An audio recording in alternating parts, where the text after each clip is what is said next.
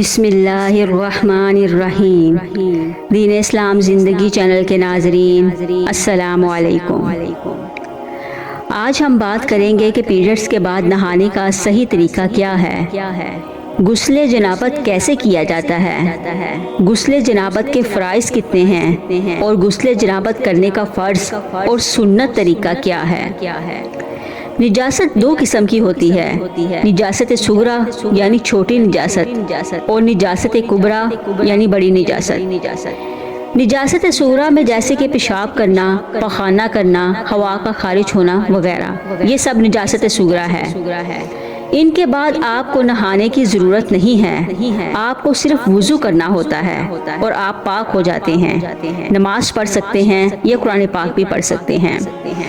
بڑی نجاست وہ نجاست ہوتی ہے جن کے بعد نہانا ضروری ہوتا ہے۔ سب سے پہلے نجاست کبریٰ میں پیریڈز یعنی ماہواری ہے۔ پیریڈز کے بعد آپ کو نہانا ضروری ہے تاکہ آپ پاک ہو سکیں اور پھر سے نماز یا قرآن پاک پڑھ سکیں۔ دوسری نجاست کبریٰ ہے جنابت یعنی ہم بستری کے بعد غسل کرنا۔ ہم بستری کے بعد غسل کرنا فرض ہے۔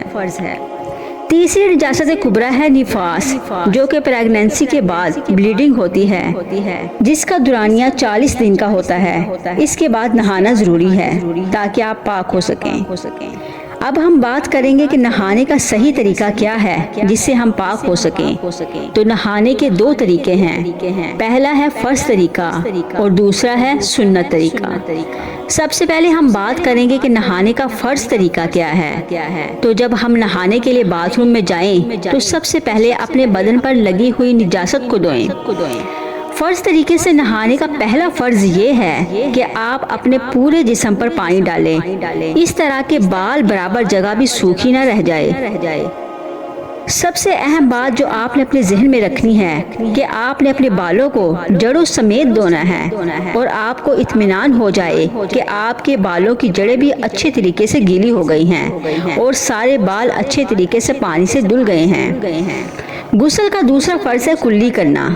کلی بھی اچھے طریقے سے کریں، یہ نہ ہو کہ تھوڑا سا پانی منہ میں ڈال کر اگل دیں، بلکہ منہ بھر کر پانی ڈالیں اور روزہ نہ ہو تو گرگرہ بھی کریں۔ غسل کا تیسرا فرض ہے ناک میں پانی ڈالنا۔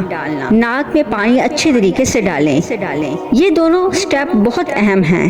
اگر آپ اپنے پورے بدن پر پانی ڈال لیں اور ناک میں پانی ڈالنا یا کلی کرنا بھول جائیں تو آپ کے غسل کے فرض پورے نہیں ہوں گے اور آپ کا غسل بھی نہیں ہوگا۔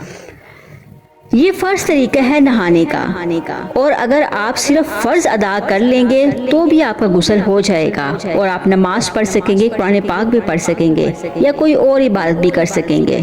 اب آتے ہیں نہانے کے دوسرے طریقے پر یعنی سنت طریقے پر۔ غسل کرنے کا سنت طریقہ یہ ہے کہ آپ سب سے پہلے نیت کریں پاک ہونے کی، اس کے بعد اپنے دونوں ہاتھوں کو گھٹنوں تک 3 مرتبہ دھوئیں، پھر استنجا کی جگہ کو دھوئیں، خواہ نجاست لگی ہو یا نہ لگی ہو۔ پھر بدن پر اگر کہیں نجاست لگی ہو تو اس کو دھوئیں۔ اس کے بعد وضو کریں اور کلی کرنے اور ناک میں پانی چڑھانے میں خوب مبالغہ کریں۔ پھر ہاتھ میں پانی لے کر سارے بدن پر ہاتھ پھیریں، خصوصاً سردیوں میں کہ کہیں ایسا نہ ہو کہ کوئی حصہ پانی بہنے سے رک جائے۔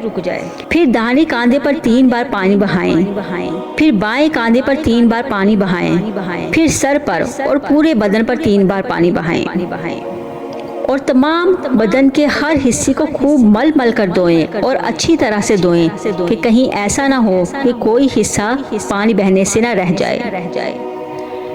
اب میں آپ کو کچھ اہم باتیں بتاؤں گی جو اکثر لوگ اگنور کر دیتے ہیں، جس کی وجہ سے ان کا غسل مکمل نہیں ہو پاتا۔ سب سے پہلے اس بات کا دھیان رکھنا ہے کہ آپ کے جسم کا کوئی حصہ سوکھا نہ رہے۔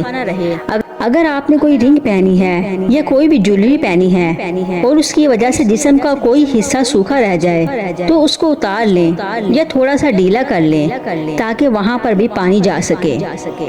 اگر آپ نے نیل پالش لگائی ہوئی ہے تو اس کے نیچے ناخنوں تک پانی نہیں پہنچ رہا تو آپ کو نہانے سے پہلے اسے ریموو کرنا ہوگا۔ آپ نیل پالش لگا کر نہائیں گے تو آپ کا غسل یا وضو نہیں ہوگا۔